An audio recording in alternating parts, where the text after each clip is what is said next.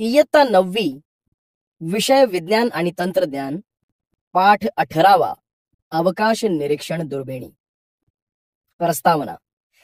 मुलांनो, एखादी लहान वस्तू मोठी दिसण्यासाठी आपण दुर्बिणीचा उपयोग करतो. आकाशातील व अवकाशातील बऱ्याच गोष्टी ठळकपणे पाहण्यासाठी दुर्बिणीचा उपयोग करतो. अवकाश शास्त्रज्ञ हे वेगवेगळ्या दुर्बिणींचा उपयोग करून विविध संकल्पनांविषयी माहिती मांडत असतात. तर या पाठामध्ये आपण अवकाशाचे दुर्बिणीच्या सहाय्याने निरीक्षण कसे केले जाते याविषयी माहिती अभ्यासणार आहोत. सर्वप्रथम तुम्ही मला सांगा, आकाश व अवकाश यामध्ये काय फरक आहे? आपल्या पृथ्वीभोवती असणारे वातावरण व त्या पलीकडचेही जे आपल्या डोळ्यांनी दिसू शकते त्याला आकाश म्हणतात. तर संपूर्ण विश्वातील घटक ज्या अमर्यादित अशा पोकळीत फिरतात अशा अनंत अथांग जागेला अवकाश असं म्हणतात. बरोबर. आकाश व अवकाश यामध्ये निश्चित अशी सीमारेषा नाही. आकाश हे अवकाशाच्या तुलनेने लहान क्षेत्र आहे. बरं, आता सांगा, अवकाश निरीक्षण म्हणजे काय व त्याचे महत्व कशासाठी असते? अवकाशात असणाऱ्या ग्रह, तारे, दीर्घिका या खगोलीय वस्तूंचे पृथ्वीवरील किंवा अवकाशातील दुर्बिणी, उपग्रह यांच्या सहाय्याने अभ्यास करणे म्हणजेच अवकाश निरीक्षण होय. अवकाश निरीक्षणामुळेच तारे, ग्रह, धूमकेतू, नक्षत्रे, प्रकाशाची रूपे अशा विविध गोष्टींची माहिती मिळवणे शक्य झाले आहे. छान. मानवाला सुरुवातीपासूनच सूर्य, चंद्र, तारका यांचे कुतूहल वाटत आहे. त्याने स्वतःच्या बुद्धिमत्तेचा व कल्पनाशक्तीचा उपयोग करून विविध गोष्टी समजून घेण्याचा प्रयत्न केलाय. आकाशातील ताऱ्यांची, नक्षत्रांची स्थिती काळानुसार बदलते आणि या स्थितीचा ऋतुचक्राशी काहीतरी संबंध आहे हे लक्षात आल्यानंतर मानवाला शेती करणे अगदी सुलभ झाले.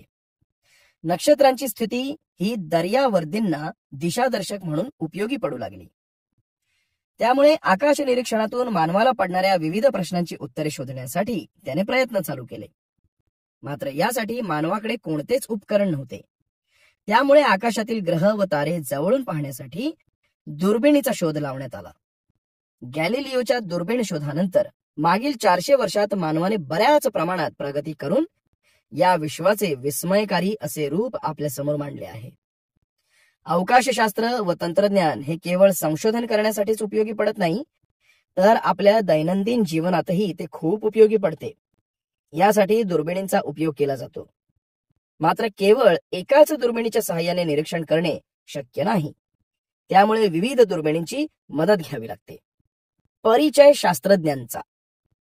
चष्मा तयार करणाऱ्या हान्स लिपर्शे या संशोधकाने 1608 मध्ये 2 भिंगे एकमेकांसमोर धरून पाहिल्यास दूरची वस्तू जवळ दिसते याचा शोध लावून पहिली दुर्बीण तयार केली.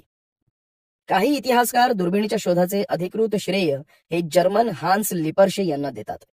16व्या शतकात नेदरलँडमध्ये आपल्या नवीन उपकरणाच्या पेटंटसाठी त्यांनी अर्ज केला होता. या उपकरणातून बघताना दूरची वस्तू जवळ असल्यासारखी वाटते असे नमूद केले. त्यानंतर 1609 मध्ये गॅलिलिओने तयार केलेल्या दुर्बिणीचा उपयोग हा अवकाशाच्या अभ्यासासाठी केला. त्यामध्ये त्याच्या लक्षात आले की डोळ्यांनी दिसताहेत त्यापेक्षाही जास्त तारे अवकाशात आहेत.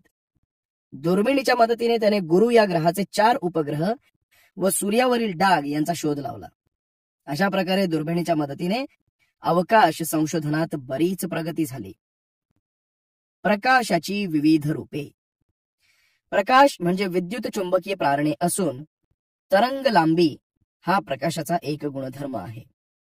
ज्या प्रकाशाची तरंग लांबी ही 400 नॅनोमीटर ते 800 नॅनोमीटरच्या दरम्यान असते, तोच प्रकाश आपण आपल्या डोळ्यांनी पाहू शकतो. याला दृश्य प्रकाश तरंग असं म्हणतात. परंतु या तरंग लांबी व्यतिरिक्त असा प्रकाशही असतो जो आपण डोळ्यांनी पाहू शकत नाही, कारण त्या प्रकाशाच्या किरणांसाठी आपले डोळे तितके संवेदनशील नाहीत. आता हा बाजूचा तक्ता पहा. या तक्त्यावरून आपण कोणत्या स्वरूपातील प्रकाश पाहू शकतो हे लक्षात येईल.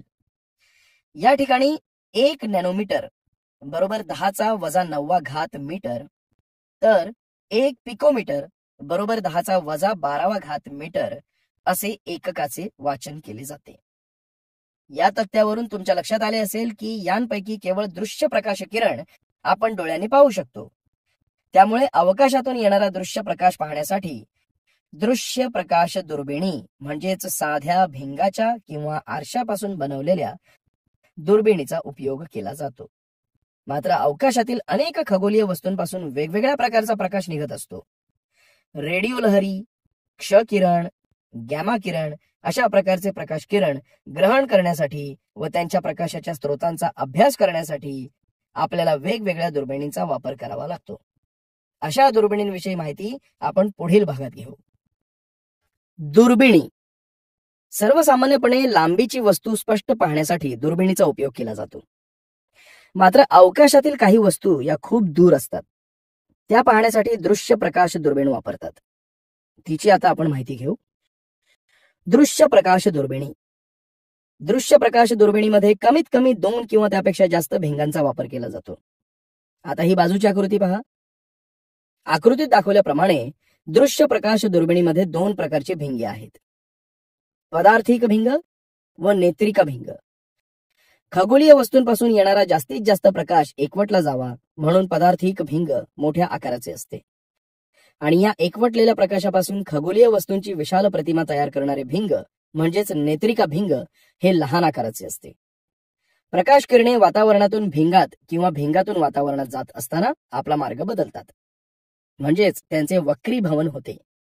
म्हणूनच या दुर्बिणीला वक्रीभवन दुर्बीण असं म्हटलं जातं. अशा प्रकारे आकाश निरीक्षणासाठी दृश्य प्रकाश दुर्बिणीचा उपयोग होतो. मात्र यामध्ये काही अडचणी आहेत, त्या पुढील प्रमाणे. आकाश निरीक्षणात दृश्य प्रकाश दुर्बिणीच्या वापरात येणाऱ्या अडचणी. 1. प्रकाशाच्या स्रोताकडून येणारा जास्तीत जास्त प्रकाश हा एकत्र करून तेजस्वी व स्पष्ट प्रतिमा मिळवायची असेल तर पदार्थीय भिंगाचा व्यास हा जास्तीत जास्त मोठा असणं गरजेचं आहे. असं भिंग बनवणं कठीण असतं. शिवाय त्याचं वजन वाढतं व आकारही बदलतो. 2. दुर्बिणीची 2 भिंगे हे एकमेकांच्या विरुद्ध टोकाला असतात. त्यामुळे भिंगाचा आकार वाढतो, तशी दुर्बिणीची लांबीही वाढते. 3. भिंगाच्या आधारे तयार झालेल्या प्रतिमांमध्ये रंगाच्या काही त्रुटी असतात. अशा प्रकारे या दृश्य प्रकाश दुर्बिणीमध्ये काही अडचणी आहेत. या अडचणी दूर करण्यासाठी अंतर्वक्र आरशापासून तयार केलेल्या दुर्बिणी वापरण्यात येतात.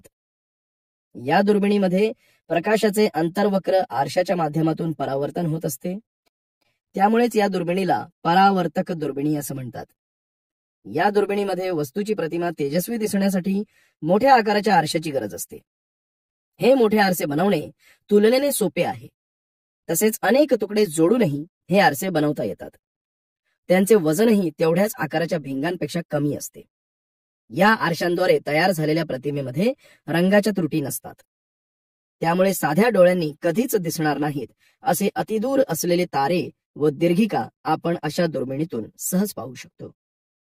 त्यामुळे या दुर्बिणी खूप उपयुक्त असतात. अंतर्वक्र आरशांवर आधारित अशा दुर्बिणींमध्ये न्यूटन पद्धतीची व कॅसेग्रेन पद्धतीची दुर्बीण खूप प्रचलित आहे. आता ही बाजूची आकृती पहा. आकृतीत दाखवल्याप्रमाणे न्यूटन पद्धतीत अवकाशातून येणारे प्रकाश किरण हे अंतर्वक्र आरशावरून परावर्तित होतात. हे परावर्तित किरण आरशाच्या नाभीपाशी एकत्र येण्यापूर्वी सपाट आरसा त्यांचा मार्ग बदलतो. त्यामुळे हे किरण दुर्बिणीच्या दंडगोलाच्या लंब दिशेला एका बिंदूत एकत्र येतात.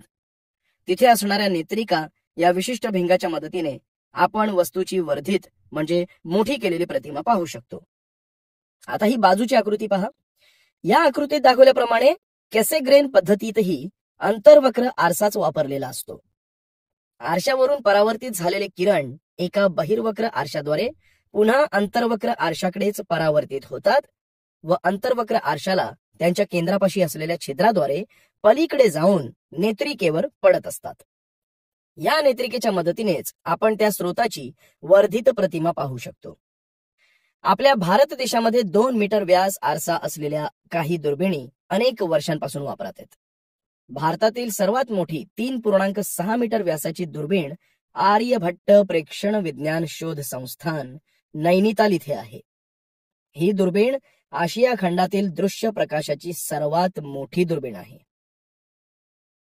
रेडिओ दुर्बीण. अनेक खगोलीय वस्तूंमधून दृश्य प्रकाशाशिवाय रेडिओ लहरी सुद्धा निघत असतात. या लहरी आपण डोळ्यांनी पाहू शकत नाही, त्यामुळे या लहरी ग्रहण करण्यासाठी रेडिओ दुर्बीण वापरली जाते. रेडिओ दुर्बीण ही एका विशिष्ट आकाराच्या डिशपासून किंवा अशा अनेक डिशच्या संचापासून तयार केलेली असते. दृश्य प्रकाश दुर्बिणीप्रमाणेच या डिशच्या वक्र पृष्ठभागावरून रेडिओ लहरी परावर्तित होत असतात आणि त्या डिशच्या नाभी केंद्रापाशी एकत्रित केल्या जातात. तेथे या लहरी ग्रहण करू शकणारे एक यंत्र म्हणजेच रिसिव्हर बसवलेले असते. या यंत्राद्वारे ग्रहण केलेली माहिती संगणकाला दिली जाते. संगणक त्या माहितीचे विश्लेषण करून रेडिओ लहरींच्या स्रोताच्या स्वरूपाचे चित्र तयार करतो. तुम्ही तुमच्या घरातील डिश अँटेना पाहिला असेल. अगदी त्याचप्रमाणे हे यंत्र कार्य करत असते. आता या आकृतीतील दुर्बीण पहा. पुण्याजवळ नारायणगाव या ठिकाणी giant metre wave radio telescope म्हणजेच GMRT या नावाची महाकाय अशी रेडिओ दुर्बीण उभारली आहे. महाराष्ट्रातील पुणे जिल्ह्यातल्या जुन्नर तालुक्यातील खोडद येथील पॅराबोलिक आकाराच्या तारांच्या जाळ्यांच्या स्वरूपातल्या दुर्बिणींचा समूह आहे. इथे एकूण 36 दुर्बिणी आहेत. यातल्या काही दुर्बिणींचा व्यास 45 मीटर आहे. ही दुर्बीण मीटरमध्ये तरंग लांबी असणाऱ्या रेडिओ तरंगांचा अभ्यास करण्यासाठी उपयोगी आहे.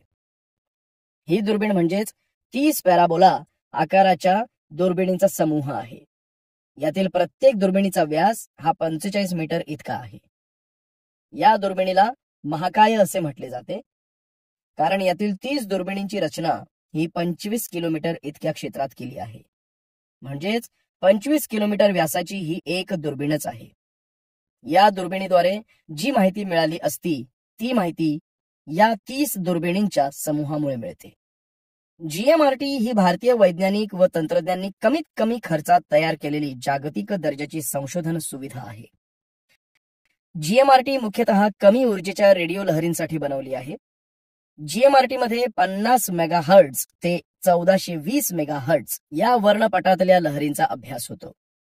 या दुर्बिणीच्या मदतीने सूर्यमाला, सौरवारे, स्पंदक, महास्फोटक व ताऱ्यादरम्यान असलेल्या हायड्रोजन ढगांचा अभ्यास केला जातो. या दुर्बिणीचा उपयोग करण्यासाठी जगभरातील शास्त्रज्ञ हे भारतात येत असतात. अवकाशातील दुर्बिणी. अवकाशातील वेगवेगळ्या खगोलीय वस्तूंकडून येणारा दृश्य प्रकाश व रेडिओ लहरी या पृथ्वीच्या वातावरणातून भूपृष्ठापर्यंत पोहोचू शकतात. त्यामुळे दृश्य प्रकाश व रेडिओ दुर्बिणी या भूपृष्ठावर उभारल्या जातात. मात्र या दुर्बिणीद्वारे चांगल्या प्रतीची निरीक्षणे करण्यात काही अडचणी येतात. त्यामुळे काही दुर्बिणी या अवकाशात सोडल्या जातात. अवकाशातून दृश्य प्रकाश हा वातावरणातून पृथ्वीवर पोहोचतो. प्रवासादरम्यान या प्रकाशाचे वातावरणात शोषण होते. त्यामुळे आपल्यापर्यंत पोहोचणाऱ्या प्रकाशाची तीव्रता कमी होते. दुसरी अडचण म्हणजे वातावरणातील तापमान व दाब यांच्यातील बदलांमुळे वातावरणात खळबळ उडत असेल तर त्यातून येणारे दृश्य प्रकाश किरण स्थिर राहत नाहीत. तर दिवसा सूर्यप्रकाश असल्यामुळे आकाशाचे निरीक्षण करता येत नाही. तसेच ढगाळ वातावरणात व शहरात असणारे विजेचे दिवे यांमुळेही आकाश निरीक्षणात अडथळे येतात. अशा प्रकारच्या अडचणी कमी करण्यासाठी दृश्य प्रकाशाच्या दुर्बिणी या पहाडांवर निर्जन जागी उभारल्या जातात. परंतु या सर्वच अडचणी पूर्णपणे टाळायच्या असतील तर अशी दृश्य प्रकाश दुर्बीण अवकाशात बसवणे सोयीस्कर ठरते. कारण अवकाशात या अडचणी येत नाहीत.